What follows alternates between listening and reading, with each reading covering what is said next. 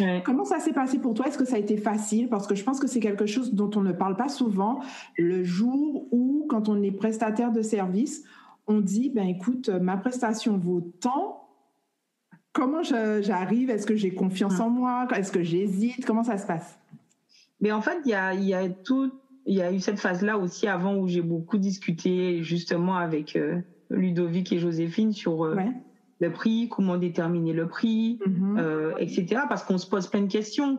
Et aujourd'hui, même si j'ai un bon réseau, qu'il y a des personnes qui me suivent, ça fait pas tout. Et donc, en fait, on sait très bien qu'on peut avoir plein de personnes qui nous suivent, mais quand il faut passer à l'acte du paiement, ben, des fois, il n'y a plus personne, quoi. Donc, en fait, j'avais déjà...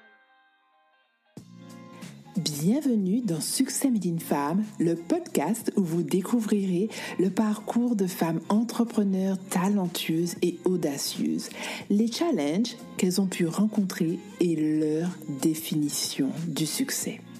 Si vous êtes prête à découvrir leurs secrets pour atteindre le succès, leurs stratégies pour allier carrière professionnelle et vie personnelle, mettez-vous à l'aise et écoutez Succès Made in Femme. Je suis Claudia Ravo et nous allons commencer.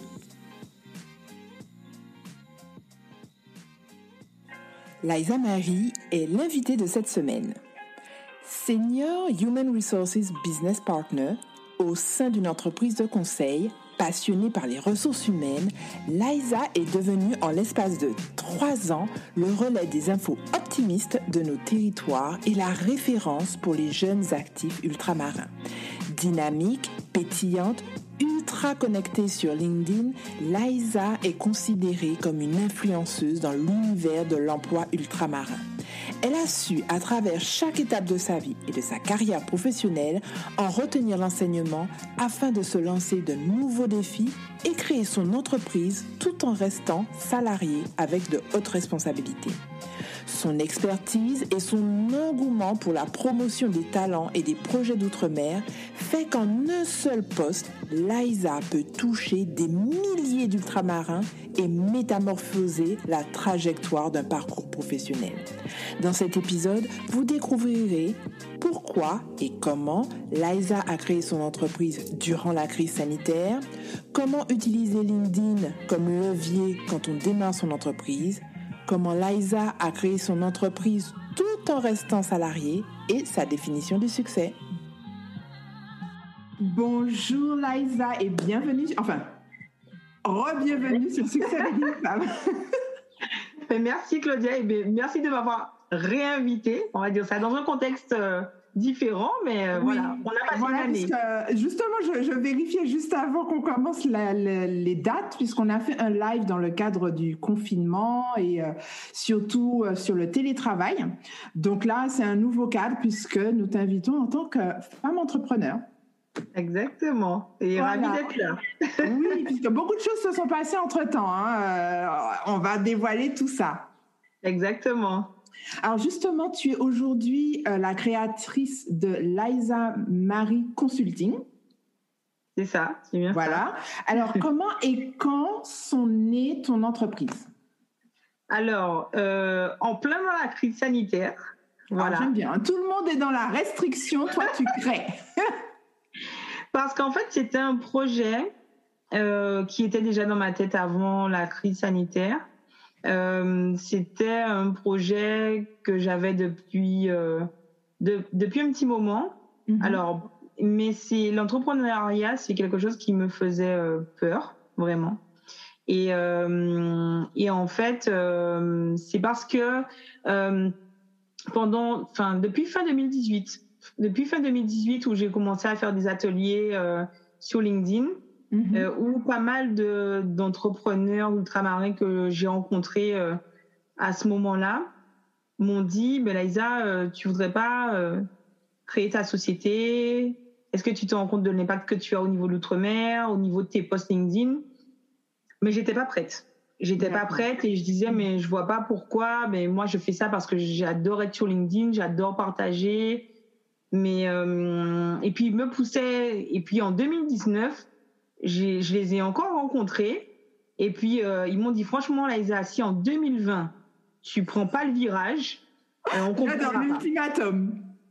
Ouais, vraiment, mais je pense que les personnes qui ont fait ça me connaissent, c'est-à-dire que si on me pousse pas, je pense sur des choses comme ça, et je regrette pas du tout qu'elle m'ait poussée, mais c'est vrai, ils m'ont dit si tu prends pas le virage en 2020, on comprendra pas, et c'est vrai que comme dirait une amie, la nature a horreur du vide, donc c'est vrai que si j'avais pas pris le virage, je pense que oui, d'autres l'auraient fait. Ce serait autrement, mais d'autres l'auraient fait. Donc en fait, on t'a mis au challenge.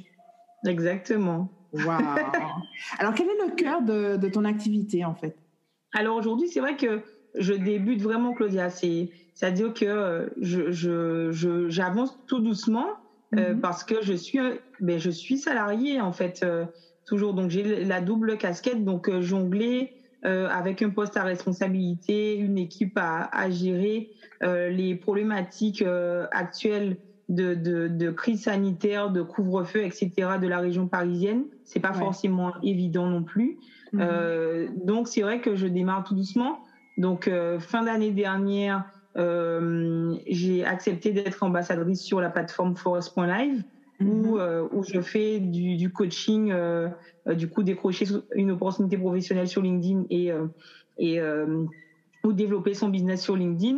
Et on va dire que ça démarre, enfin, sur une fin d'année, entre décembre où ça a été fait, j'ai pu faire 6 coachings. Après, j'ai été en vacances. Là, ça continue.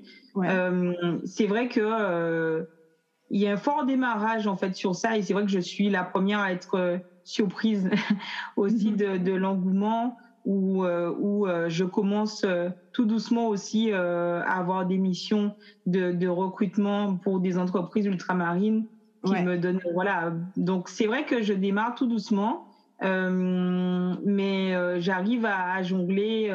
On verra justement tout à l'heure.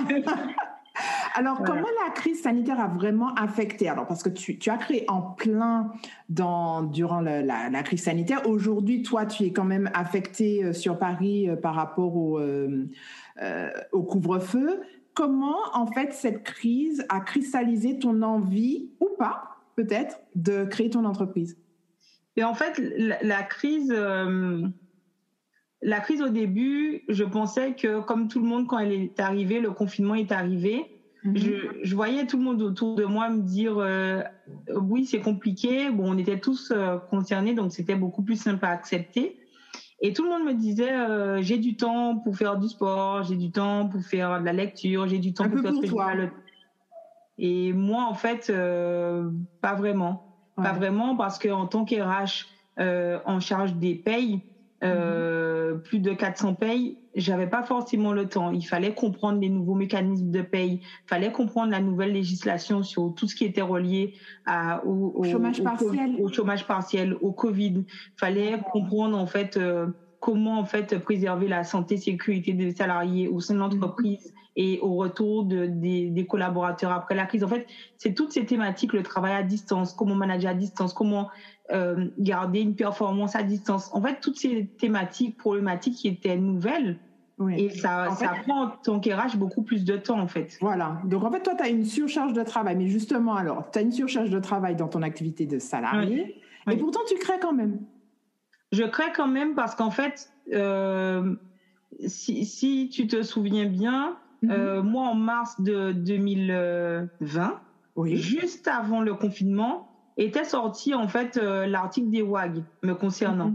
Oui, tout à fait. Et dans cet article des WAG, je disais que voilà, coming soon, j'allais créer ma société. Je ne pouvais pas revenir en arrière. J'avais déjà annoncé que j'y allais.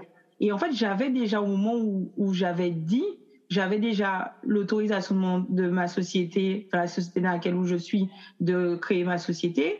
En parallèle, j'avais déjà tout mis en axe, en fait, psychologiquement, j'étais prête.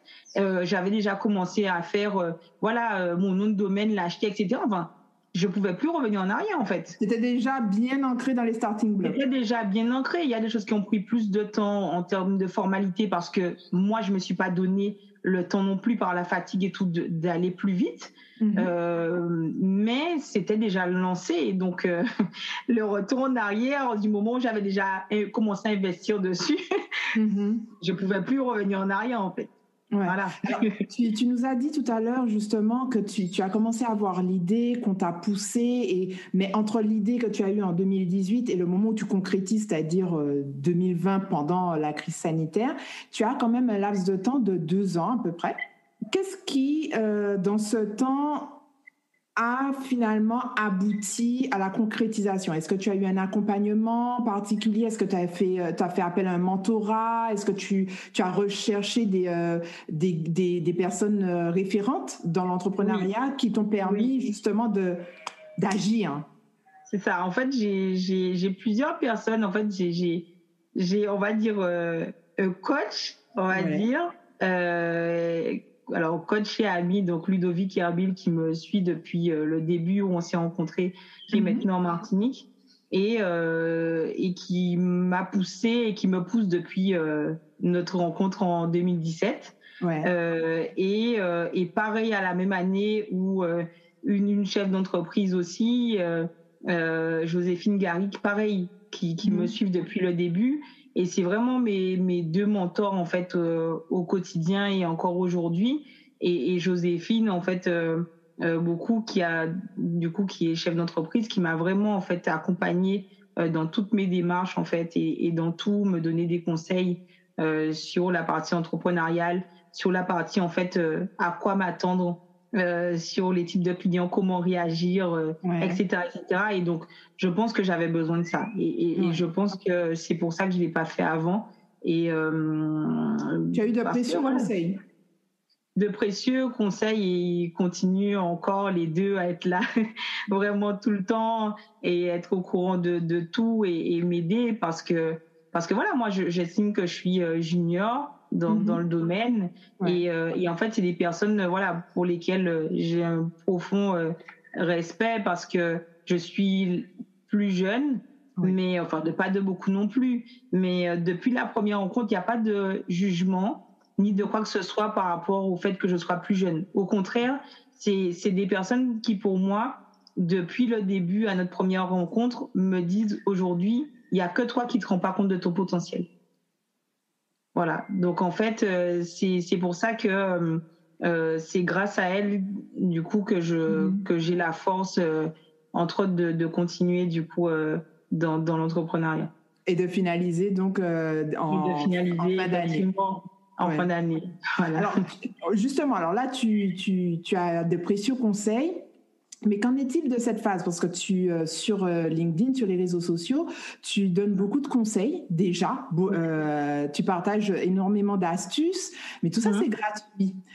Oui. Comment s'est passée la première prestation où tu as justement affiché ton prix et demandé au fait, voilà, je vais vous coacher, ça va payer tant. Comment ça s'est passé pour toi? Est-ce que ça a été facile? Parce que je pense que c'est quelque chose dont on ne parle pas souvent. Le jour où, quand on est prestataire de service, on dit, ben écoute, ma prestation vaut tant. Comment j'arrive? Est-ce que j'ai confiance en moi? Est-ce que j'hésite? Comment ça se passe? Mais en fait, il y a eu cette phase-là aussi avant où j'ai beaucoup discuté justement avec Ludovic et Joséphine sur le prix, comment déterminer le prix, etc. Parce qu'on se pose plein de questions. Et aujourd'hui, même si j'ai un bon réseau, qu'il y a des personnes qui me suivent, ça fait pas tout. Et donc, en fait, on sait très bien qu'on peut avoir plein de personnes qui nous suivent, mais quand il faut passer à l'acte du paiement, des fois, il n'y a plus personne, quoi. Donc, en fait, j'avais déjà eu, je m'étais déjà posé pas mal de questions. Je suis quelqu'un où je me pose limite 1000 questions avant de me lancer. C'est pour ça aussi que ça prend toujours des fois du temps. Mais en fait, c'est vrai que fixer le prix, j'ai un peu regardé ce qui se faisait sur le marché. J'ai essayé d'être dans un prix raisonnable. Et aujourd'hui, voilà, comme sur Forest où c'est à 40 €, ben voilà, une prestation, en fait, 1 heure de coaching, c'est à 40 €. J'assume ce prix-là. Je trouve que voilà, il passe bien et en fait, voilà, c'est vraiment curseur et je me rends compte qu'à chaque fois où le prix était affiché, personne m'a dit que c'était trop cher. Et du coup, les séances fonctionnent comme ça. Donc, je me dis, pour l'instant, voilà, je les laisse à ce tarif-là parce que c'est un tarif qui passe. Mais c'est vrai qu'on ne sait jamais. Et en fait, moi, je sais que c'est pour ça que j'ai pris du temps pour répondre à ta question, à me lancer, parce que je me suis dit, je l'ai fait autant d'années de manière gratuite. Voilà. Donc, en fait, je me suis dit, mais quand je vais passer, en fait, à faire des choses payantes, j'ai beaucoup aidé des entreprises ultramarines à recruter gratuitement. Oui. Et je me suis dit, mais en fait, quand je vais commencer à leur dire, mais si vous voulez des missions de recrutement ou des missions de conseil RH pur et dur, mais en fait, ça va être lent. Ouais. Est-ce que voilà. Et pour l'instant, voilà, sur mes premières missions, ça se passe hyper bien. Après, comme je le précise, moi, je suis quelqu'un où je fais des choses avec mes convictions et mes valeurs. Donc aujourd'hui, c'est vrai que j'ai la double casquette, pour l'instant en tout cas. Et donc, en fait, j'ai la chance d'avoir la double casquette parce que je trouve que j'en apprends autant dans le salariat que dans l'entrepreneuriat aujourd'hui. Mais c'est vrai que ce côté prix, oui, on se pose la question. On fait des ateliers. Les ateliers forcément n'étaient pas remplis. Et puis c'est là où on se rend compte que des fois on met beaucoup d'énergie à faire beaucoup de publicité sur les réseaux, c'est liker, c'est repartager, mais ça veut pas, c'est pas tout. Ça veut dire qu'on peut partager, on peut avoir 3000 likes, on peut avoir 40 partages, mais derrière, après, quand il faut passer le pas du paiement, du coup, on n'a pas 40, 30 000 likes. 3 000 likes, c'est pas 3 000 euros. 3 000 likes, c'est pas 3 000 euros, donc ça fonctionne pas pareil. Tout à fait. Alors, justement, qu'est-ce qui rend ton activité et tes prestations uniques? Qu'est-ce qui rend Liza Marie Consulting unique? Je pense que ce qui rend unique et ce qui fait que je décroche en fait, du coup, en tout cas depuis ces derniers temps de plus en plus, c'est que je pense que déjà ça fait déjà depuis 2017 que je suis sur LinkedIn à faire des posts de développement personnel, à mettre en fait des posts où je parle de moi, où je donne en fait mes expériences par où je suis passée, etc. On me connaît déjà. On continue à me connaître aujourd'hui. Je pense que si je dois regarder des fois mes stats de LinkedIn entre lorsque j'ai commencé en 2017, le nombre de personnes que j'avais, et quand je me rends compte jusqu'à la semaine dernière que je suis passée à 8500 followers, plus, je me dis waouh, c'est un truc de dingue, vraiment. Donc je me dis clairement, pour moi en tout cas, je trouve que l'aventure est belle en tout cas sur LinkedIn, et je remercie tout le temps, assez souvent, mon réseau, parce que vraiment c'est hyper important, parce que il y a des personnes qui sont assidues, il y a des personnes qui se connectent, je sens, à telle heure le matin, une fois que j'ai mis mon post, qui sont là et qui like, qui partagent, qui commentent, qui donnent leur avis. Et je trouve que c'est hyper important. Donc voilà, c'est vrai que je pense que les gens viennent parce que je suis moi.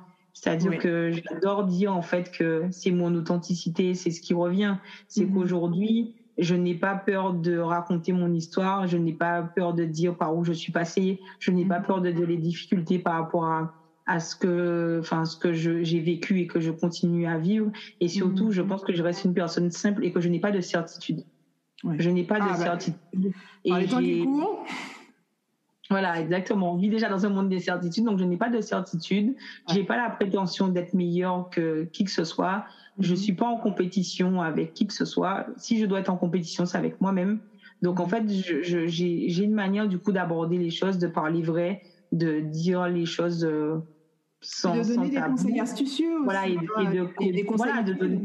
Voilà, de donner des conseils utiles. Et donc je pense aussi que ce qui fait la différence, et ce qui fait, c'est le côté justement transparence, le côté efficacité, bonne humeur et professionnalisme. C'est quelque chose. Je suis comme ça depuis que je travaille. J'ai toujours en fait, du coup, c'est action et action, quoi. Je suis pas en train de dormir pour prendre 20 ans avant de répondre à une demande. Enfin, voilà, je sais. Toujours réactive, que ça soit. C'est pour ça que les personnes me disent, mais à quel moment tu dors? Parce que on m'envoie un message sur LinkedIn, je réponds, et en même temps, voilà. Mais c'est parce que je suis comme ça. Je suis comme ça au travail, je suis comme ça dans la vie, je suis quelqu'un d'altruiste, je suis comme ça. Je pense que je pense qu'on dit que tout le temps, oui, on a une destinée, on doit faire des choses. Et je pense que pour ma part, je n'avais pas encore vu que j'étais faite pour ça. Et je pense que les choses arrivent comme elles doivent arriver. Et c'est le moment. Alors, justement, tu as parlé tout à l'heure de ton évolution via LinkedIn. Oui. Donc, tu es reconnue aujourd'hui comme étant experte du réseau LinkedIn. Pourquoi le choix de LinkedIn par rapport à d'autres plateformes? Mais parce qu'en fait, j'ai connu LinkedIn, mais en tant qu'RH. Donc, j'ai connu LinkedIn parce que j'utilisais LinkedIn pour recruter. Et donc, à l'époque, j'ai passé du temps chez LinkedIn pour apprendre à utiliser la plateforme LinkedIn Recruteur. Ouais. Et puis après, dans ma première expérience professionnelle en CDI, ma dernière responsable RH utilisait beaucoup plus LinkedIn que moi. Donc, elle m'a montré comment faire des articles pour pouvoir utiliser LinkedIn. Et je ne sais même pas comment est venue l'idée de me dire que en 2017, je commence à partager la pensée du jour et du soir. Pourquoi sur LinkedIn? Ouais. Ben, parce que je sais pas, j'avais envie, et en fait je pense que j'avais envie parce que c'était un réseau professionnel et je pense que j'avais envie de montrer aux personnes qui étaient sur LinkedIn et aux personnes qui me suivaient à l'époque, mais pas beaucoup, mais j'avais envie non, pas forcément une autre facette de moi, quoique me connaissant, je pense que j'avais des messages à faire passer à certaines personnes de mon boulot.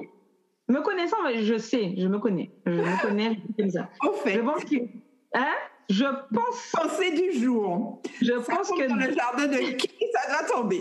Voilà, je pense que me connaissant, c'est là où j'imagine ma mère en disant là, Isa, toi, j'imagine. Mais me connaissant, je pense qu'à l'époque, j'avais certains messages à faire passer à certaines personnes. Et je me suis dit que si certaines personnes étant connectées à moi, potentiellement, ça va tomber dans leur jardin. Potentiellement. Mais je pense qu'il y avait sûrement... J'imagine la grosseur de la roche. Ouais, je pense que elle devait pas être petite. Me connaissant, je pense qu'elle devait se voir, tu vois. Mais non, mais parce que c'est moi. Parce que c'est moi, je suis comme ça. Je parle pas pour rien dire. Je dis les choses. Et en fait, c'est là où je me suis rendu compte qu'en disant les choses, que d'autres personnes vivaient les mêmes choses que moi. Et je me suis dit, ah ben tiens, c'est que... Et là, la connexion était faite. Et la connexion était faite. Et à ce moment-là, je pense que j'avais des choses à dire. J'avais des choses à dire, surtout parce que... en fait, en 2017, j'étais dans la première entreprise où j'ai commencé en CDI. Donc, en fait, c'est vraiment la première expérience aussi où dans entreprise de conseil. Donc, ça veut dire que c'est une vraie première expérience où je sors d'une imprimerie avec des ouvriers et je passe dans du conseil. On est à l'opposé. Oui, tout à fait. On est à l'opposé. Et je sors de monde avec des ouvriers qui, on va dire qui ont un franc-parler qui est bien à eux. Ils sont contents, ils sont pas contents. Et moi, je suis comme ça. Je suis quelqu'un, je dis les choses. Ça peut déranger, mais... Dans le conseil, c'est plus de la dentelle. C'est ça. C'est plus dans la dentelle, tout ça. Faire attention, tout ça. Et c'est vrai que moi, je n'étais pas habituée à ça. J'étais habituée à avoir, en fait, des cas d'ouvriers débarquer dans le bureau du DAF et du DG, hausser la voix. On veut ça. Claquer la porte et me dire sinon, ça va, Lisa, ta journée, c'est comment?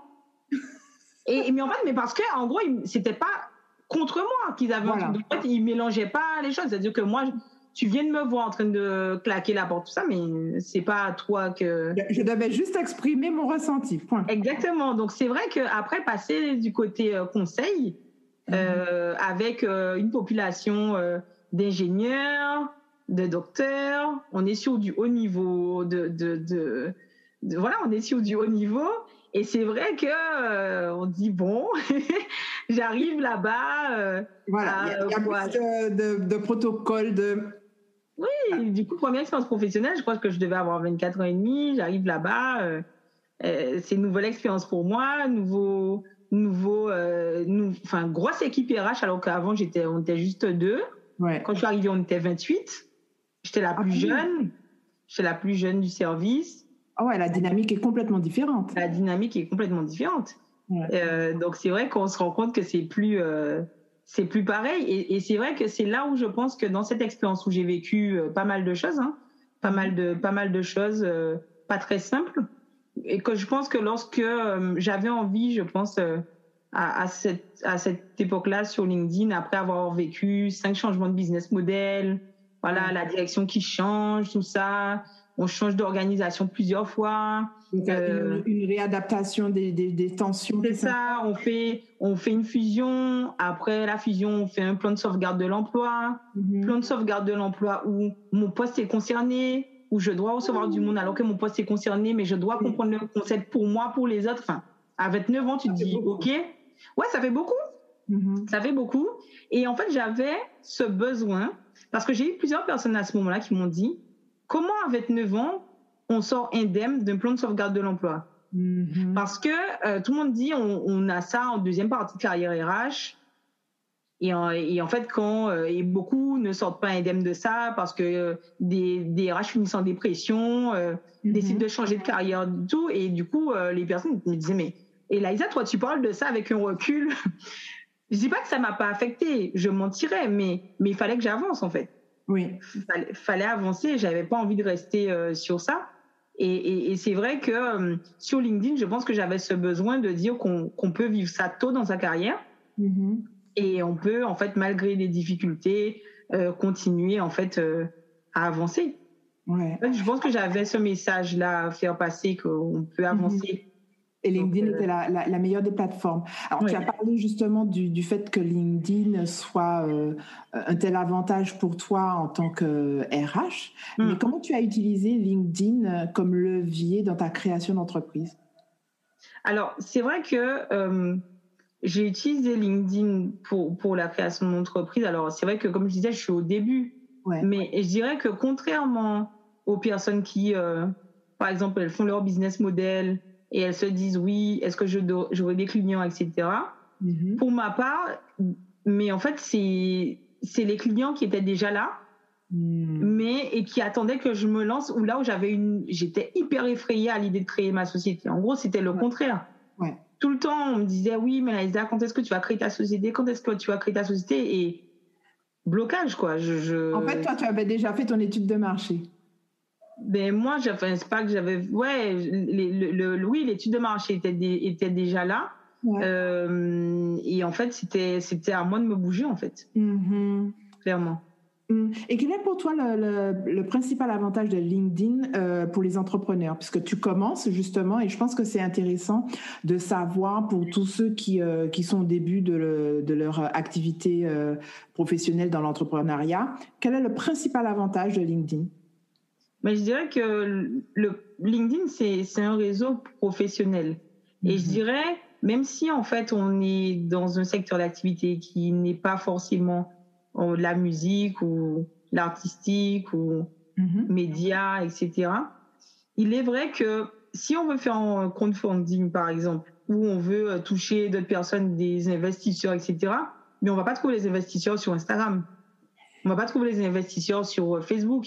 Donc au final, LinkedIn, mais en fait, ça sert vraiment lorsqu'on veut vraiment développer son business et avoir des personnes qu'on va limite réaffecter pour certaines du coup sur les autres réseaux sociaux. On va faire un transfert du coup, mais pas c'est pas l'endroit. Enfin c'est pas, on va pas trouver des investisseurs sur Instagram. Donc c'est vraiment comme ça. Moi aujourd'hui, j'ai à peine 900 abonnés sur ma page Instagram Liza Marie Consulting. Là où sur LinkedIn, ça augmente tous les jours. Mais parce qu'en fait, ce n'est pas la même approche. C'est pas du tout la même approche. C'est pas du tout la même cible. Et en fait, c'est là où en fait il y a une vraie étude à se dire qui est-ce qu'on veut cibler, quand, pourquoi, et se poser les bonnes questions quand on est entrepreneur. Qui est-ce qu'on veut attirer sur LinkedIn, etc. Et comme j'aime à dire, c'est qu'aujourd'hui, si j'ai un conseil à donner, je pense que ce qui est important et ce qui fait qu'aujourd'hui, on va dire que je suis connue et reconnue dans ce que je fais au niveau de mon expertise, c'est parce qu'en fait, j'ai fait pas mal d'interviews, j'ai fait pas mal du coup d'interventions où mon expertise du coup a été vraiment justifiée et surtout on sait qui je suis. Je dis à un entrepreneur aujourd'hui, s'il n'y a pas de storytelling derrière, si on ne sait pas qui se cache derrière quelque chose, vous allez arriver sur le marché, dire coucou, je suis là, les gens vont dire mais c'est qui, lui, elle, et ça ne marchera pas forcément.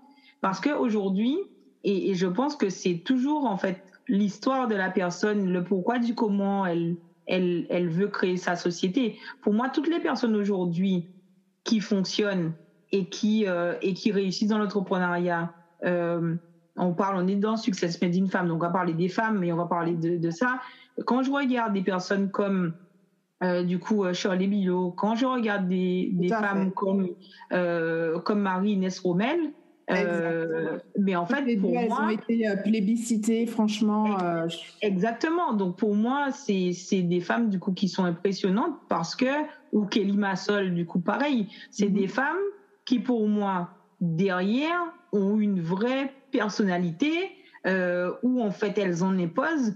Pas besoin de faire des tailles des caisses parce qu'en fait, moi j'ai eu la chance du coup de les rencontrer.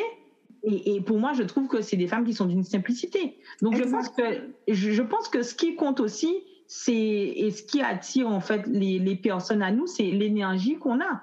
Moi, aujourd'hui, je pense que tout ce qui m'arrive aujourd'hui, en fonction du mindset que j'ai, toutes les fois où je me suis posé des questions, toutes les fois où mon activité professionnelle n'a pas été simple, j'ai eu un message de personnes que je coach, des personnes que j'ai coachées, des entrepreneurs que j'ai aidés, des personnes comme toi qui, à point nommé, arrivent, boum, Liza, et je me dis, mais alors que je suis dans un mauvais mood, mon mindset est au plus bas, et donc ça veut dire qu'à chaque fois que je reçois ce type de message, il y a une petite voix dans ma tête qui me dit, so Liza, stay focus.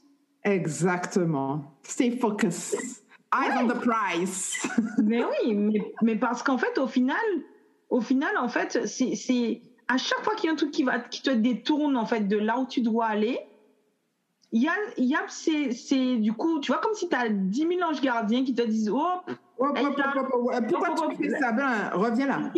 Dispersion, recadrage, quoi. Et en fait, et depuis 2017, c'est rien que ça. Ouais. C'est exactement ça. Et je dis que autant où dans la vie, je suis quelqu'un à me poser, c'est vrai que je me pose 1000 questions et que dans mon boulot, à faire des payes, donc c'est hyper carré. Autant où dans l'entrepreneuriat, sur ce que je fais, ça vient tellement du cœur et des tripes que c'est tellement, en fait, au travail, je suis pas quelqu'un qui calcule non plus. Mais en fait, je suis pas dans une stratégie ni dans quoi que ce soit. Ça vient tellement du cœur, je le fais tellement. C'est plus naturel pour toi. C'est tellement naturel qu'en fait, j'y vais, quoi. Ouais. Mais justement, qu'est-ce que tu aimes le plus dans cette aventure entrepreneuriale? C'est vrai que techniquement, il n'y a pas longtemps que tu as créé, mais tu es dans cette démarche depuis le début de 2020, puisque tu as fait, justement, on va en venir dans quelques instants, tu as fait des démarches auprès de ton employeur. Mais qu'est-ce que tu aimes le plus dans cette aventure entrepreneuriale? Mais j'aime bien, en fait, je ne dirais pas l'imprévu, mais en fait, les rencontres. Moi, en fait, je pense que depuis 2017, c'est les rencontres. Des profils différents, des histoires différentes. Enfin, moi, je trouve ça une richesse de parcours, les rencontres de folie. Je ne peux pas dire mieux, parce que depuis que j'ai commencé Success Made in Femme, les histoires, les discussions, on en a parlé, Shirley Billot, Marie-Inès Rommel, enfin, maintenant de la voir, je crois que ça fait 2 ans que je l'ai interviewée, et de la voir aujourd'hui sur CNN, I'm like, yes!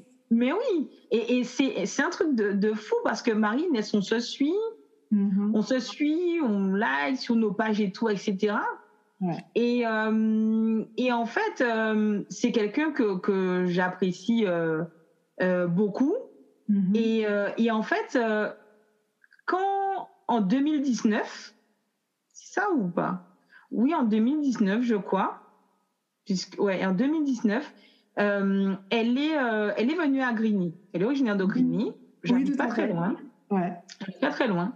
Et je vais pas sur Facebook normalement assez souvent. En tout cas, ce samedi-là, j'allume je prends mon téléphone, je vais sur Facebook. Et je tombe sur Marie-Inès Rommel, en fait, en tout cas, vient du coup à Grigny. Tiens, comme ça. Non, mais c'était prévu, sauf que j'avais pas vu qu'elle venait à Grigny. Tu tombes dessus. Mais quoi. je tombe dessus, qu'elle vient, elle sera au gymnase, avec d'autres personnes de Grigny sur. Et là, je rentre sous la douche, je me prépare, je prends ma voiture et je vais là-bas. Ouais. Je vais là-bas. Je dis, je passe pas à côté, je vais la voir, quoi. On s'est jamais vu, mais je vais la voir. Et j'arrive, je laisse du mot et en fait, on s'est parlé. Elle m'a donné des conseils justement en 2019. Ouais. Et c'est là où ça m'a motivée aussi à me lancer. Mais elle m'a parlé comme si en fait on se connaissait depuis des années, quoi. Ah. Et j'ai trouvé ça. Et en fait, c'est en ça que ces femmes-là m'impressionnent. C'est qu'en fait, avec moi, je suis pas une petite. En tout cas, elle me donne pas l'impression d'être une petite, ni d'être. C'est juste qu'en fait, il y a une bienveillance qui est dingue. Ouais. Où en fait, elle te parle, mais avec une simplicité, aucune prétention, rien du tout. Et en fait, je suis sortie de là gonflée à bloc. Et on a eu, en fait, pareil, je suis rentrée en Guadeloupe en 2019. J'animais le soir même, du coup, un atelier du coup, au spot coworking. Et en fait, Marie-Inès m'a envoyé un message et tout. Ce qu'elle ne sait pas, c'est qu'en fait, ce jour-là, je prenais mon petit déj en Guadeloupe et tout. Et elle m'envoie des messages, on discute et tout. Et après, je monte, je raconte ça, du coup, à ma mère et je chiale, quoi. Ma mère me dit, mais Laïsa, mais qu'est-ce qui t'arrive et tout. Et je lui dis, tu peux pas imaginer comment d'avoir, en fait, des personnes qui, pour moi, à ce niveau-là, te donnent avec une bienveillance des conseils et tout. Mais vraiment, elle me donnait des conseils. Et je me suis dit, ça m'a retourné, quoi. Parce qu'en fait, je trouve toujours ça beau, quoi. Elle avait aucune obligation de faire ce qu'elle a fait. Elle avait donc aucune obligation de donner des conseils précieux qu'elle m'a donnés. Et jusqu'à 2 semaines de ça, je lui ai dit, j'ai jamais oublié la discussion qu'on avait et tout. Mais parce que c'est des personnes qui sont très touchantes, quoi. Donc c'est vrai que j'ai un profond respect pour toutes les personnes qui, parties de loin, réussissent aujourd'hui, mais qui gardent leur authenticité, en fait. Et c'est pour ça que et leur simplicité. Et leur accessibilité aussi, hein. Et leur accessibilité, exactement. Alors ça, pour moi, ça vaut des millions.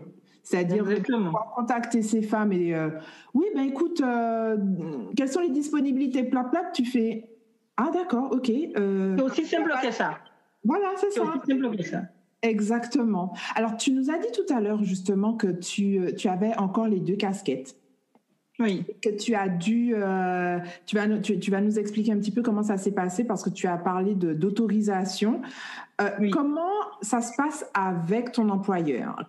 Parce que je pense qu'il y a aujourd'hui beaucoup de personnes qui ont cette casquette de salarié, qui voudraient peut-être commencer, mais qui se demandent est-ce qu'ils doivent quitter leur casquette de salarié, surtout dans la crise, dans le contexte que l'on est. Quelles sont les démarches justement que toi tu as fait pour pouvoir avoir, parce que ton activité, c'est encore dans le domaine RH et parfois les employeurs n'acceptent pas, surtout si c'est dans le même domaine que tu fais, parce qu'ils peuvent estimer qu'il y a de la concurrence. Enfin bon, voilà. Donc, comment ça s'est passé et quels conseils tu peux donner à des salariés qui veulent tester leur activité, mais qui ne savent pas comment agir vis-à-vis de leur employeur? En fait, c'est Marie-Inès, clairement.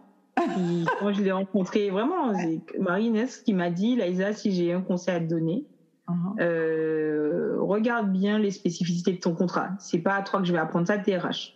Ouais. Donc, tu sauras où chercher. Et en effet, dans le contrat de travail, donc si j'ai un conseil à donner, quand on est salarié, il faut regarder les clauses.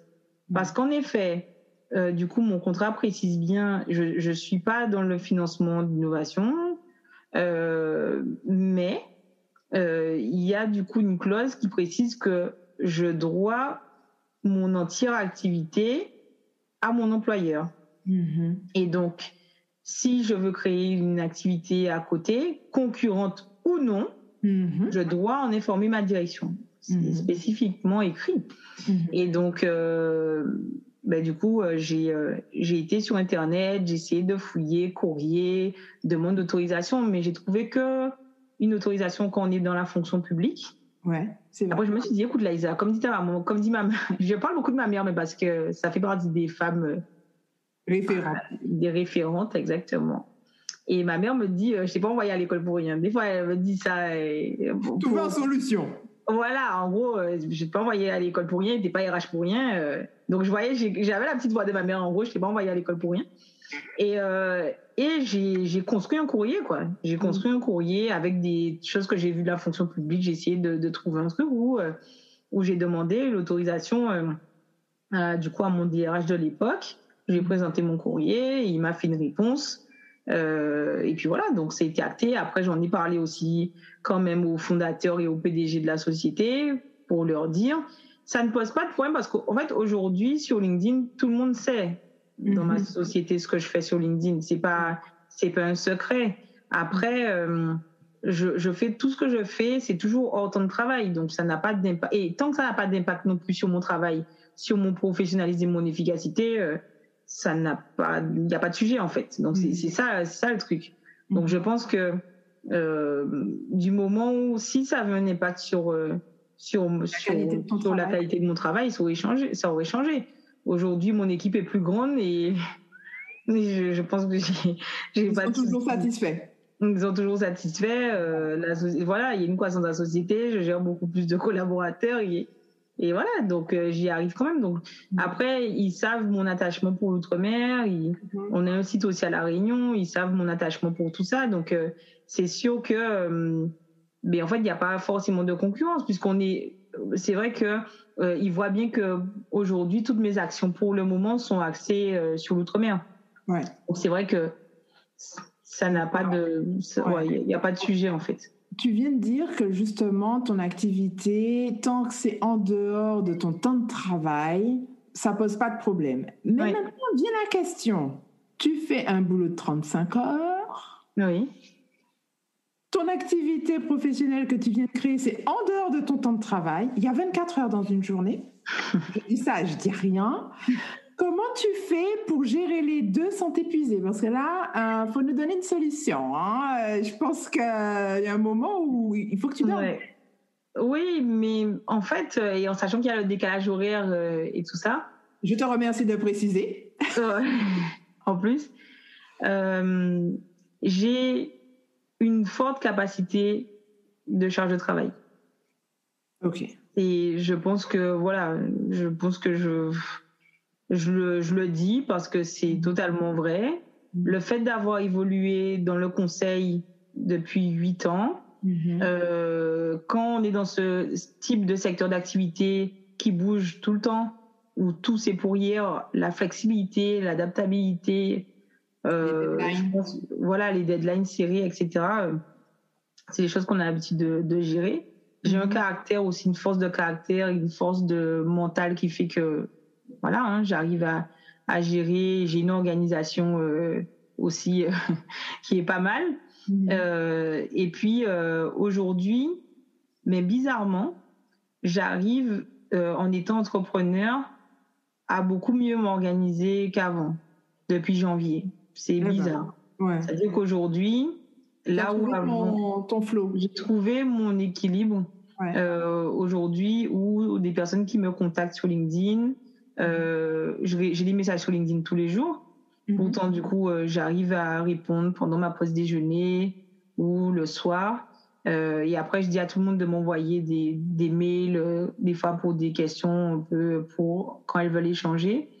Et donc, en fait, je renvoie tout le monde par mail et je réponds uniquement à ces mails le plus souvent le week-end. Ouais.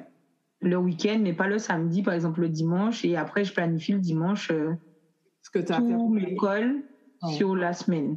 Ouais. Et avant, où je pouvais du coup faire, tu vois, des choses le samedi, dimanche. Et maintenant, non, j'ai pas ni samedi ni dimanche. Mais c'est vrai que c'est réparti le soir dans la semaine, mais comme avant en fait. Ouais. Mais franchement, j'ai une meilleure organisation. En tout cas, pour avoir du temps pour moi, beaucoup mieux qu'auparavant. C'est une bonne chose. Oui, après, je pense que aujourd'hui, comme je disais, j'ai une équipe aujourd'hui. L'équipe a toujours été de mieux gérer, de mieux déléguer peut-être. Mais je pense que c'est ça aussi au niveau de ma carrière. C'est là où j'ai beaucoup grandi et appris, c'est que j'ai appris à déléguer, j'ai appris à faire confiance aussi. Et donc aujourd'hui, j'ai une équipe qui est géniale. Et donc c'est vrai que ça aide aussi à du coup à prendre pas mal de recul sur des choses et à être plus dans le lâcher prise qu'auparavant. Donc c'est vrai que je pense que ça arrive aussi après nommer l'entrepreneuriat où j'ai une équipe qui fonctionne, où je me pose moins de questions et puis voilà, donc ça aide de... Parce que ton rôle en tant que salarié t'a permis justement de faire face déjà à ce genre Exactement. De problématiques. Exactement, c'est ça. Alors, tu travailles aujourd'hui aussi beaucoup en collaboration avec des organisations qui mettent en avant les jeunes d'outre-mer, l'association Aller Virer, l'association des jeunes outre-mer. Comment as-tu réussi à développer ces partenariats? Parce que les partenariats sont très importants quand on démarre son activité professionnelle en tant qu'entrepreneur. Comment as-tu réussi à développer ces partenariats et quelles sont les recommandations que tu donnerais à un jeune entrepreneur qui voudrait justement solidifier ou créer des partenariats pour son activité? Alors, il n'y a pas de... Alors, je fais partie de l'association Jeunesse Outre-mer, donc ça, c'est du coup, j'ai commencé à faire du coaching RH et j'ai encore des coachings que je fais en tant que bénévole au sein de l'association et dans le réseau. Aller Virer, j'ai fait pas mal d'actions avec eux, mais par rapport aussi à Jeunesse Outre-mer, par rapport aussi à des thématiques qui sont communes comme le retour au pays. Parce qu'aujourd'hui, il est vrai que Jeunesse Outre-mer est une association qui aide et qui œuvre dans les services professionnels pour les jeunes ultramarins et qui justement...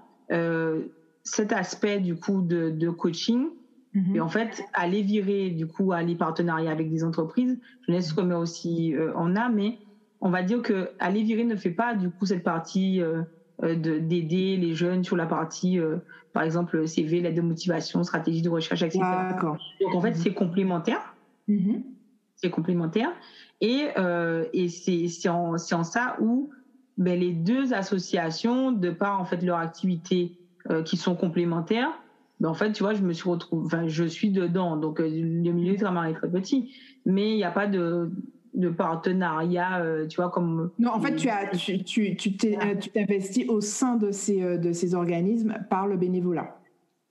Exactement, c'est ça. Et après, Aller Virer, je fais pas partie d'Aller Virer, mais je partage effectivement les offres d'Aller Virer, les actions d'Aller Virer, de la même manière que je le fais effectivement pour Jeunesse Outre-mer.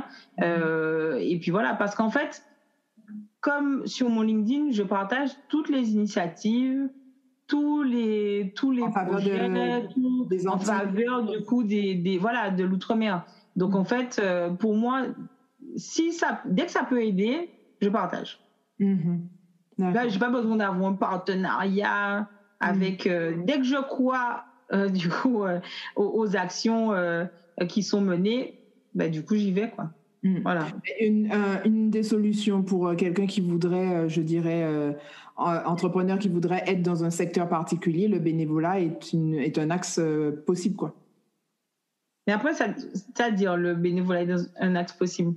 C'est-à-dire qu'en fait, je veux dire, tu t'es investi au sein de ces organismes par le bénévolat.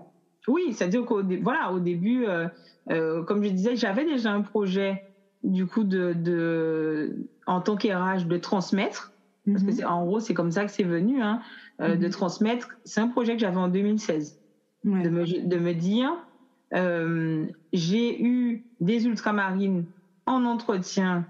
Dans la première société dans laquelle j'étais, et je voyais qu'elle n'avait ni le discours ni la posture. Donc, l'entretien d'embauche s'est transformé en coaching, RH. D'accord. Et donc, en fait, quand du coup, j'ai terminé du coup l'entretien, je me suis dit, il y a un truc à faire. Ouais. Il y a un truc à faire parce que quand des jeunes comme ça, qui n'ont pas fait des études supérieures, qui sont au niveau Bac+2, elles cherchent un travail, qui peut les aider si elles n'ont pas fait d'études supérieures? Ouais. Et donc, c'est là où je me suis dit, mais est-ce qu'il n'y a pas un moyen d'aider justement ces jeunes-là? Est-ce qu'il n'y a pas un moyen d'aider des personnes qui ne font pas des études supérieures à eux aussi avoir leur chance comme tout le monde? Ouais. Et c'est en ça que j'ai commencé c'est comme ça que j'ai commencé à me renseigner. Ouais. Mais là encore, c'était pas le moment. J'avais des choses à régler, moi, du coup, au niveau de ma carrière à ce moment-là. Donc, de moi aussi à gérer. Et 9 mois après, du coup, je dis tout le temps, en fait, de ma première interview, j'ai dit comme si c'était un accouchement alors que je n'ai pas d'enfant, mais ça m'a eu bien 9 mois à accoucher du Ah non, c'est les gens, quand on est créatif, et surtout dans le monde de l'entrepreneuriat et qu'on doit mettre en place des projets, tout est un accouchement. C'est-à-dire qu'on ne l'a pas physiquement, mais intellectuellement, émotionnellement, voilà, parce qu'on passe par des phases émotionnelles qui font que c'est un accouchement d'une partie de soi, d'un projet.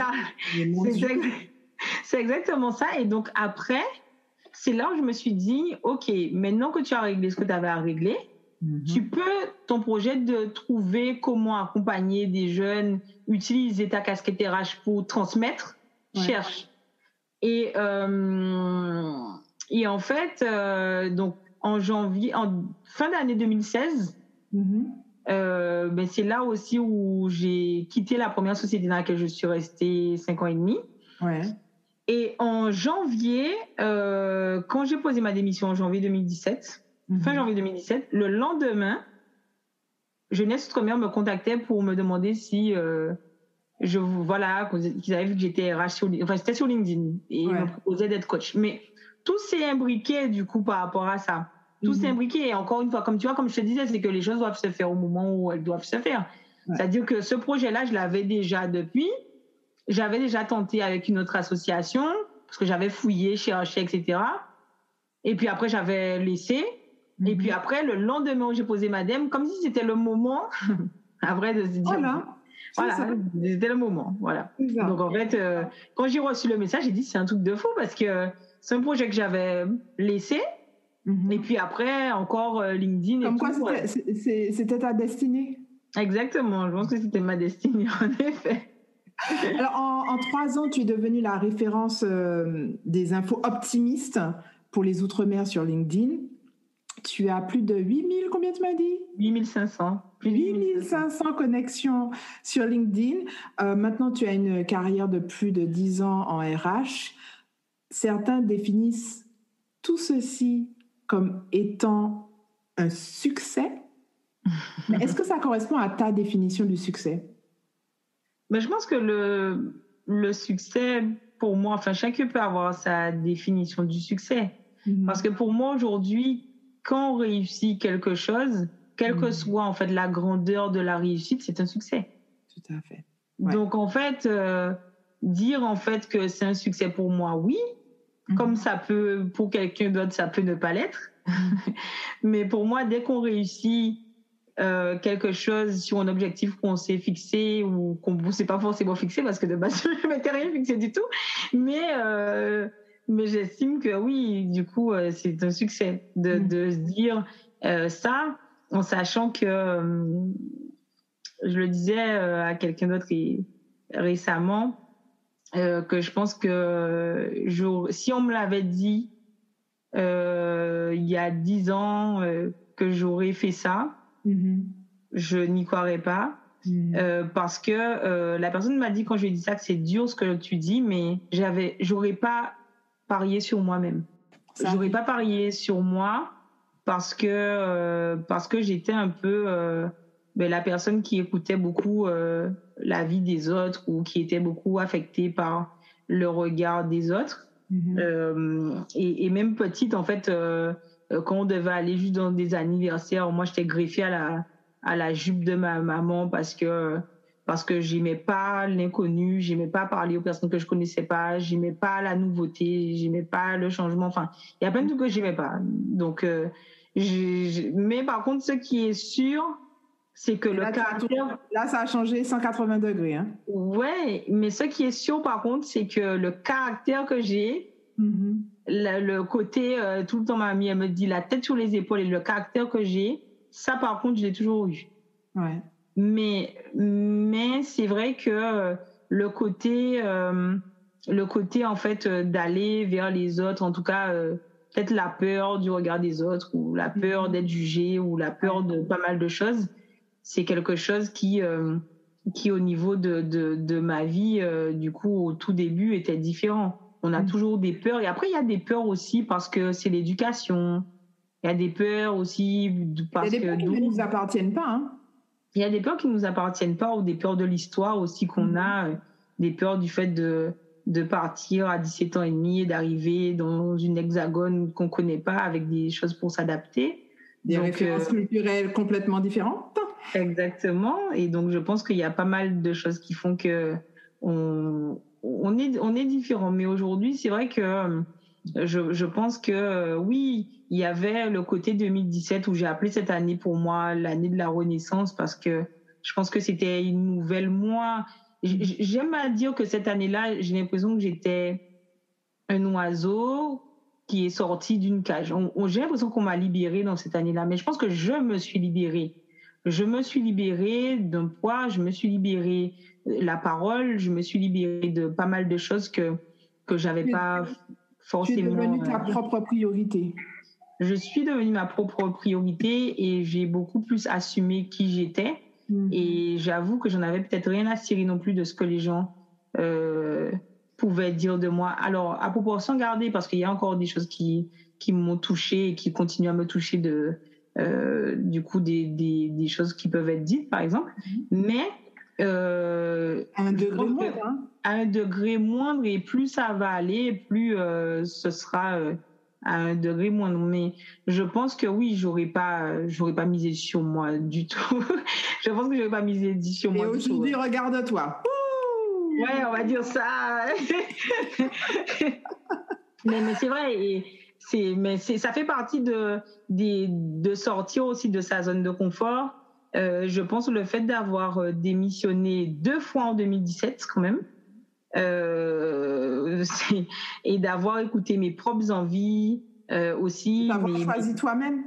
D'avoir choisi moi-même et de faire mes propres choix. Je pense que ça m'a aidé. Le fait de me retrouver certaines fois aller dans des events seule aussi, parce que voilà, des amis pouvaient pas y aller. Je me suis dit, écoute Laïsa, vas-y. Je me suis forcée à aller dans un truc où avant non, il fallait que j'ai au moins une personne pour aller quelque part. Et je me suis en fait poussée en fait à me dire, écoute Laïsa, faut y aller quoi. Alors tout ça se passe.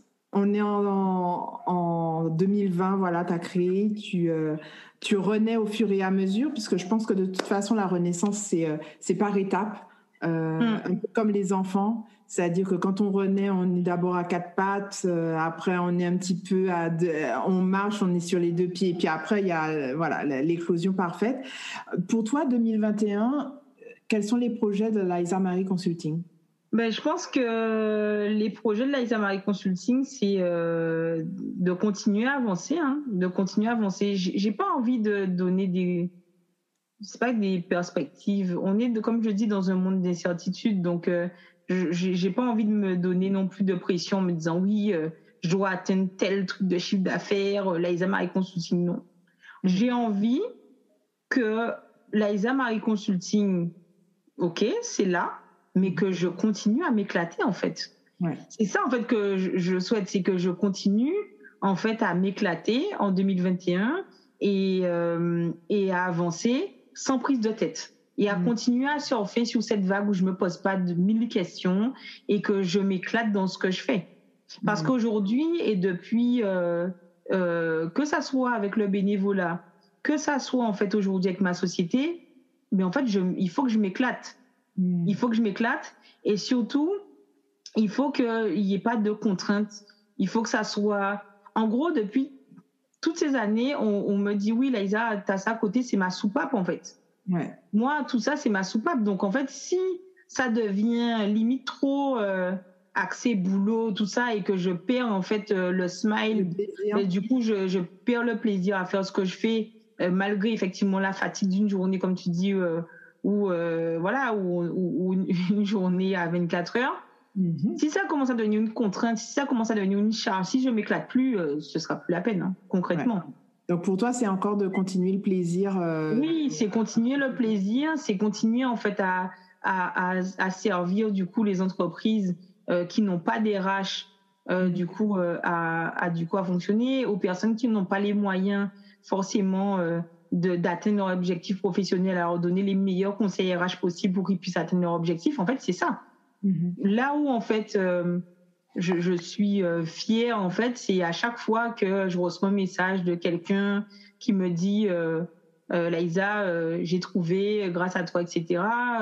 Ou quelqu'un qui me dit ma cousine, mon frère, telle personne m'a parlé de toi, ou d'avoir des gens qui me disent j'étais en Guadeloupe et voilà, on est dans un anniversaire et on dit que oui, Laïsa, c'est la personne à connaître pour le retour au pays. Enfin, des choses comme ça où en fait, je me dis, waouh, enfin, c'est un truc de dingue d'être, en fait, connu, en fait, en Guadeloupe et en Martinique, je dirais, alors que je suis guadeloupéenne. Alors, du coup, ça me fait rigoler parce que beaucoup pensent que je suis martiniquaise parce que mon réseau, je pense, c'est beaucoup de partages sont sur la Martinique. Ouais.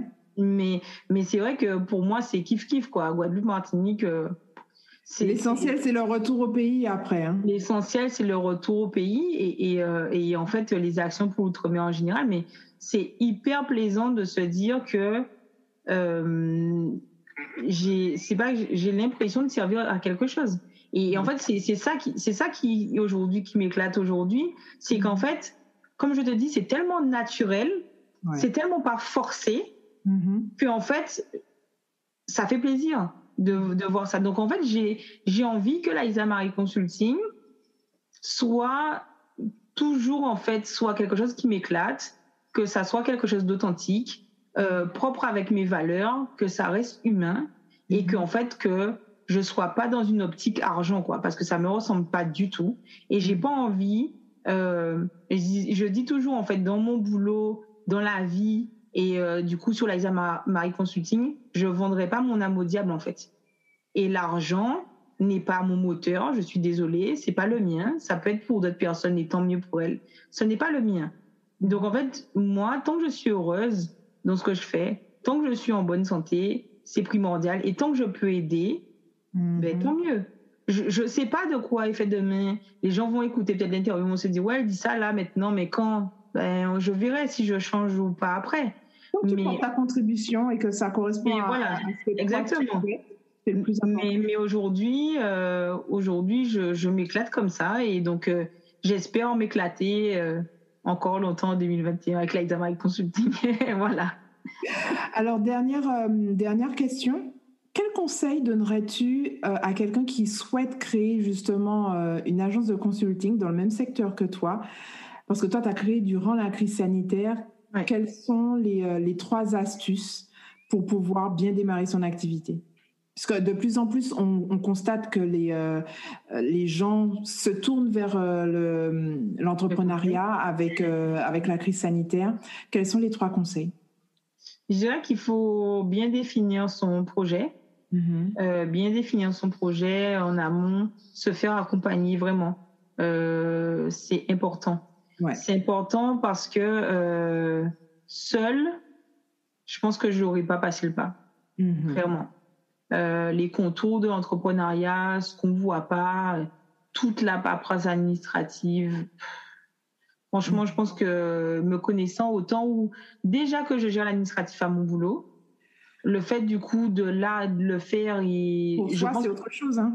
Pour moi, c'est autre chose, mais c'est surtout là, c'est beaucoup plus technique. Enfin, là, il faut un nom de domaine, acheter, déposer, tout ça, immatriculer, machin, légal, start, machin. J'étais là, wow, c'est quoi ces trucs? Choisir son statut, comment, pourquoi celui-là, quel risque, enfin. Non, mais truc, j'entends. Alors, j'imagine déjà les commentaires parce que les gens s'imaginent que. Mais en fait, l'adage qui dit cordonnier. Comment on dit ça encore? Cordonnier mal chaussé? Ouais, c'est ça, c'est toujours les cordonniers mal chaussés, oui. Bah, c'est bien ça. C'est-à-dire que quand il s'agit pour soi, il y a tellement une part d'émotionnel, de peur, de crainte, de machin, que finalement, tout ce qu'on peut avoir en tête, on se dit non. Vaut mieux se faire accompagner. Voilà. Exactement. Donc, c'est vrai que je trouve que vaut mieux se faire accompagner. Je dirais, en fait, moi, je sais que je suis quelqu'un de pas patiente, donc il faut être patient. Donc, je dirais qu'il faut être patient parce qu'on n'a pas tout de suite. Et c'est vrai que, voilà, j'ai créé la société, j'ai pas fait beaucoup de pubs dessus, j'ai pas annoncé sur LinkedIn. C'est vrai que le conseil que j'aimerais donner aussi et qu'on m'a donné par rapport à tout ça, la patience, donc c'est quelque chose. Et n'attendez pas, parce qu'on me l'a dit et on me l'a redit et je me rends compte, n'attendez pas que tout soit parfait. N'attendez pas. N'attendez pas que tout soit parfait. Rien ne sera parfait. Rien ne sera parfait. Moi, j'ai décroché ma première mission. J'ai dit à la personne, à la chef d'entreprise, écoutez, je crée ma société, je suis en train de créer mon logo. Il n'y a pas encore tous les contours de pas mal de choses. Je fais avec les moyens que j'ai. Par contre, l'expertise est là. Oui, c'est ça. L'envie est là, la motivation est là, l'expertise est là. Par contre, si vous attendez d'avoir une facture machin avec le logo, tout ça, il n'y aura pas. Parce que de toute manière, mon logo est en cours de construction. Par contre, ça n'empêche que l'expertise est là et tout. Et en fait, pour moi, on attire des missions et des personnes du coup après des missions, avec des gens qui ont le même fonctionnement que nous et qui ne s'arrêtent pas aux détails. Ouais. Donc, en fait, quand une personne croit, en fait, les gens qui viennent aujourd'hui et qui prennent, en fait, du coup, des missions avec moi, ils viennent parce que c'est Liza Marie. Ouais. C'est tout. En fait, moi, je parle souvent j'aime bien faire la comparaison avec la cuisine, puisque bon, j'ai grandi avec un père chef cuisinier, donc voilà. Ton plat peut ressembler à rien du tout. S'il y a le goût qui me rappelle le plat de mon enfance, je m'en fous de commencer si c'est dans une assiette en porcelaine ou je sais pas, mais tant que ça a le goût. Et en fait, parfois, quand on est entrepreneur, on s'arrête à j'ai pas le site, j'ai pas le logo, j'ai pas ça, j'ai pas ça. Oh, tu as l'expertise, commence où tu es. Exactement. Et en fait, c'est ça en fait que je me dis et je pense que les personnes du coup toujours par rapport à ma transparence. Et après, je le dis et les personnes me disent très bien Liza, ok. Parce qu'en fait, mais j'ai pas, en fait, je présente pas de manière alors je m'excuse, c'est-à-dire que non, je dis écoutez, bon voilà, il est vrai qu'aujourd'hui c'est ça. Est-ce que ça vous dérange ou pas Et puis si la personne me dit ça le dérange, ok, très bien. Et aujourd'hui, ça ne me dérange pas parce que je le présente en assumant en fait. Voilà, c'est ça. Mais écoute, on arrive déjà à la fin de notre entretien. Maintenant, on va passer aux questions de feu. C'est-à-dire, il s'agira pour toi de répondre à brûle pour point ce qui te passe par la tête, d'accord? Oula. Alors, première question. Avec quelle femme aimerais-tu passer une journée et pourquoi? C'est vrai que les mentors, si on pense à Michelle Obama ou Oprah, par exemple, mais je parle pas vraiment bien anglais, mais c'est parce que, c'est ça, mon défaut, je sais que ça fait partie j'adore cette langue, mais c'est pas que la langue ne veut pas de moi, mais c'est moi qui... Darling, we can talk about it. Je sais, Ludo, je sais, il sait, ça fait des années qu'il me tanne dessus. Joséphine, je sais que, les deux me tannent dessus. Oui, passer une journée avec elle, du coup, tu vois, sur le côté, on va dire, mindset et tout, américain, c'est deux femmes qui, pour moi, c'est le feu, quoi. C'est-à-dire que elles ont une prestance, elles arrivent, elles sont là, quoi. Mais en fait, ce qu'on voit pas parfois, enfin, on le dit, mais on le sait sans le savoir, c'est que le travail du développement personnel qu'elles ont fait sur elles-mêmes est phénoménal. C'est ça aussi, c'est le côté justement la phase émergée. Du coup, on voit que la phase émergée, elles sont arrivées là, tout ça, mais l'histoire derrière, en fait, c'est ça en fait. Ouais, exact. C'est de se dire, tu pars de rien et t'arrives là. C'est sûr que oui, si vraiment on va sur le rêve américain, je vais taper, je me dis oui, passer une journée avec une des deux. Hello, my name is Liza. Liza with a Z.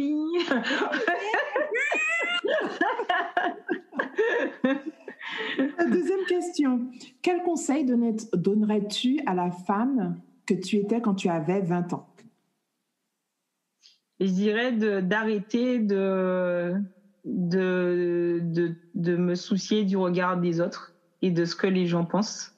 Yes. Et de foncer, quoi. Voilà. Yes. Vraiment. Troisième question. Quel livre en relation avec la création d'entreprise t'a le plus aidé? Waouh. J'ai pas forcément... Quand je dirais que j'ai pas forcément lu des livres sur la création d'entreprise, c'est vrai. Mais en fait, c'est tout... J'ai lu beaucoup de livres sur le développement personnel. Parce que je pense que la création d'entreprise, en tout cas pour ma part, il fallait que je sois prête. Alors, j'ai plus... Enfin, comme je suis RH, il y a pas mal de livres RH que j'ai lus. Il y a pas mal mais il y a un livre de Catherine Testa. J'ai oublié le titre, mais c'est celui-là. Tu me donneras les références, je le mettrai. Je crois que ça s'appelle... Oui, c'était Oser être soi, je crois, même au travail. Et je crois que c'est le dernier livre où, en fait, il y avait des parties du livre qui disaient en fait qu'il fallait oser, etc. Et il y avait une partie sur justement comment elle a basculé sur l'entrepreneuriat parce que elle était au salariat avant. Et je pense que c'est vraiment ce livre où plus je le lisais, j'étais là, waouh, enfin, c'est pour moi, le livre me parle. Le livre est en train de me donner des messages. Et c'est ce livre, Oser être soi, parce que, en fait, je pense que ce qui fait de moi celle que je suis aujourd'hui et la force que j'ai, c'est parce que j'ai osé être moi en 2017. Voilà. Tu t'es autorisée à être toi. Je me suis autorisée, grand mot autorisée, parce que pendant le confinement, on a pu, mes collègues et moi, avoir un coaching. Et donc, du coup, je salue Pascal aussi dans l'interview. Et en fait, j'étais au plus bas au mois de mai parce que la crise était difficile et la nouveauté, tout ça au niveau RH. Donc, en fait, le coaching tombait à point nommé finalement. Et en fait, elle m'a dit ça, voilà, c'est ce mot en fait. Autorise-toi, en fait, Liza, autorise-toi. Et je pense que je me suis pas assez autorisée. Je me suis pas assez autorisée parce qu'en fait, je suis quelqu'un qui est toujours en quête de perfection. Donc, je pense que je me suis pas autorisée à dire que ça allait pas. Je me suis pas autorisée à être Liza avec les faiblesses, Liza, du coup, avec ça. Parce que tu sais, tu as aussi le côté où dès petite, on dit, Liza, c'est un petit monde solide. Voilà, t'es forte, Liza. Et en fait, tu continues avec ça. Le fameux, alors je dis ça de façon générale, mais la femme, c'est un potomitan. Si tu pleures, tu es faible. Non, je pleure. Ouais, ce côté-là, tu vois, le côté où, du coup, Liza. Et en fait, tu te mets dans une espèce de carapace qu'on t'a donné. Tu prends en fait le truc qu'on t'a donné, mais qui n'est pas forcément toi. Mais tu veux pas montrer cette espèce de faiblesse que tu peux avoir des moments où tu es pas bien, tout ça, parce que tu te dis, oh Liza, ressaisis-toi, il faut pas que. Alors que, exactement ce que tu te dis, je pense que ce coaching a été nécessaire parce que elle me dit, non mais Liza, faut que tu t'autorises à être du coup toi, il faut que tu t'autorises. Et ce qui était vraiment essentiel aussi, il y a eu ce coaching-là en 2020. Il y a eu le fait qu'avec mes meilleurs amis, on ait été faire une séance de flottaison. Du coup, c'est en gros, on est du coup dans une salle, du coup dans un bain, de l'eau salée, donc on flotte. Oui, et normalement, oui, j'ai vu ça. Et du coup, en fait, on choisit en fait du coup des sons, du coup voilà, des choses pour le bien-être. Et quand j'ai eu l'autre coaching, enfin du coup la suite du coaching après ça, elle m'a dit mais tu as bouffé du lion ou quoi? Parce qu'en fait on sort quand même de la semaine dernière où tu étais limite au fond du trou. Elle a une espèce d'énergie. Elle m'a dit mais donc je lui raconte, je lui dis je pense que j'avais besoin de cette expérience où je me suis recentrée, où on est vraiment dans le noir. Donc moi je choisis d'être dans le noir vraiment. Alors pour m'expliquer, en fait les séances de flottaison, j'ai vu le documentaire. Ouais. C'est pour se remettre presque dans la sensation fétale. C'est exactement ça. Quand on est dans le ventre de sa mère pour retrouver les sensations originelles. Ouais. Et en fait, je pense que c'était ça. Non, mais vraiment, du coup, c'était ça. Et c'est vraiment ce côté, toutes ces petites choses en fait de coaching plus cette expérience-là. C'était vraiment nécessaire et bénéfique, et je pense que ça a vraiment s'autoriser, c'est vraiment le mot du coup de en fait, c'est mon mantra, ce truc. Mais ouais. Il y a 2 ans, je l'ai entendu, enfin je discutais avec un coach justement et le coach s'autoriser. Autorise-toi à être toi, et là tu fais tu fais m'autorise, mais je m'autorise. Il fait non, voilà, exactement. C'est ça en fait, c'est que quand on nous dit ça, on dit autorise-toi, tu dis quoi? Et puis il y a autre chose aussi où on a ce côté où on s'afflige des choses, et pareil, je sais pas, on peut te dire oui Laïsa, je peux avoir reçu pas mal de compliments de pas mal de monde et tout, j'y crois, mais c'est vrai que je suis très dure avec moi-même. Et quand du coup ce coaching avec quelqu'un qui ne me connaissait pas, qui connaît pas, enfin, me dit non, mais là, et je dis oui, je sais pas pourquoi on parlait de leadership, de choses comme ça, et je dis moi je me considère pas comme leader. Et là elle me dit mais ah bon, tu vois la tête là? Ouais, et en fait elle me dit ah bon, et elle me dit mais en fait tu sais Laïsa, je pense que tu as une vision du leadership qui n'est pas la bonne. Exactement. Et elle me dit ce que tu ne vois pas, c'est que tu as un leadership naturel. Et là pareil, tu as la tête de quoi? Un leadership quoi? Et en fait elle me dit c'est que toi tu es quelqu'un, tu en imposes par rapport à qui tu es, tu n'as pas besoin de faire plus. Et en fait, tu vois, tu apprends, tu dis quoi, un leadership naturel. Pour moi, leadership, c'est, tu vois, quelqu'un avec du monde derrière. Pas qu'il a besoin de parler fort, mais tu vois, un leader, pour moi, c'est quelqu'un, tu vois, Et pas du tout. Enfin, tu vois, elle me dit, non, il y a les leaders où elle me dit, t'es un leader inspirant. Voilà, donc en fait... mais tu vois, c'est tout ça, c'est des petites choses où tu dis, bon... Voilà. Il faut réfléchir. Et dernière question... Quelle application sur ton smartphone utilises-tu quotidiennement? Mis à part LinkedIn. J'allais te dire, mais... Non. WhatsApp. Ouais. WhatsApp et LinkedIn. Mais WhatsApp et LinkedIn... La base. La base, c'est... Mais vraiment. Je me réveille le matin et c'est vrai que WhatsApp et LinkedIn, quoi. Ouais. Parce que LinkedIn, comme je dis, l'outre-mer, on est en décalage. Donc, l'outre-mer vit pendant que je dors. Et donc, moi, je me dis, qu'est-ce qui s'est passé sur les réseaux? Je vois les likes, les partages. Je me dis, ah ouais, ok. Là.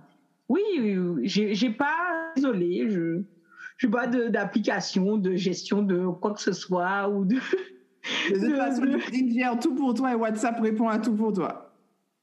C'est ça, c'est-à-dire que moi aujourd'hui, voilà, entre ce que je fais, entre lire mes mails, toutes mes boîtes mails, donc connectées sur mon téléphone portable, LinkedIn et WhatsApp, clairement, c'est pour moi essentiel, parce que WhatsApp, ça me permet vraiment, on rigole, mais et Telegram aussi, parce que du coup maintenant j'ai mis Telegram aussi, mais ça me permet vraiment d'avoir un lien avec ma famille, hein, clairement aussi. Premièrement, en fait, on va dire c'est pour ça avec ma famille, mes proches, surtout par les temps actuels. J'ai envie de dire, garder le lien, c'est principal. Donc oui, ça fait partie. J'ai le lien virtuel, le lien réel. Mais quand on remet les choses dans le contexte, quand tu es parti et que tu avais 17 ans de la Guadeloupe, pour communiquer, s'il te plaît. Hein? J'avais pas ça. Voilà, c'est ça. Quand je suis partie, c'était cabine téléphonique, carte, 90 unités, voilà. Non, mais c'était ça. Et puis en plus, tu la collectionnais quand même, la carte, quand il y avait des éditions. Bien sûr, parce qu'il y avait des collections de cartes à la même époque que la collection de pins. La jeune génération ne comprendra pas de quoi on parle. Et c'est là où je me dis, oulala, je n'ai que 34 ans, les personnes qui regardent Sex and Medicine. Mais enfin, moi, je me dis que c'était une belle époque aussi, hein, franchement. Ouais, c'était une époque. C'était une belle époque aussi. Écoute, nous arrivons déjà à la fin de cet entretien. Donc, dis-moi, comment les auditrices de Succès Made in Femme peuvent rester en contact avec toi, mis à part ton lien LinkedIn, puisque ce sera sur la page. Est-ce qu'il y a d'autres moyens d'être en contact avec toi? Du coup, sur Laïsa Marie Consulting, sur ma page Instagram. Oui, sur LinkedIn. Mm-hmm. Et puis après, c'est vrai que j'ai une boîte mail, mais c'est vrai que je préfère toujours échanger avant de donner ma boîte mail parce que je trouve que c'est toujours plus intéressant. Donc oui, sur LinkedIn, sur Instagram. Voilà. Donc voilà. Nous te remercions pour ce moment d'échange avec toi. Je pense que j'ai beaucoup appris. En plus, on avait déjà fait un live, donc c'est pas comme si je te connaissais pas un peu, je te suivais pas. Mais j'ai appris plein de choses. Je pense que cette nouvelle aventure entrepreneuriale va réserver encore de très belles choses pour toi. J'espère aussi. Et puis, on te souhaite surtout une bonne continuation. Et puis, on te dit merci. À bientôt. Merci, Claudia, et puis à bientôt. Merci d'avoir écouté un nouvel épisode de Succès Made in Femme. Si vous souhaitez écouter d'autres parcours inspirants de femmes entrepreneurs talentueuses, visitez le site web succèsmadeinfemme.com. Et si vous souhaitez rester connecté à l'actualité de Succès Made in Femme, souscrivez à Succès Made in Femme sur toutes les plateformes de podcast. Souscrivez également à la chaîne YouTube et rejoignez-nous sur la page Facebook et Instagram de Succès Made in Femme.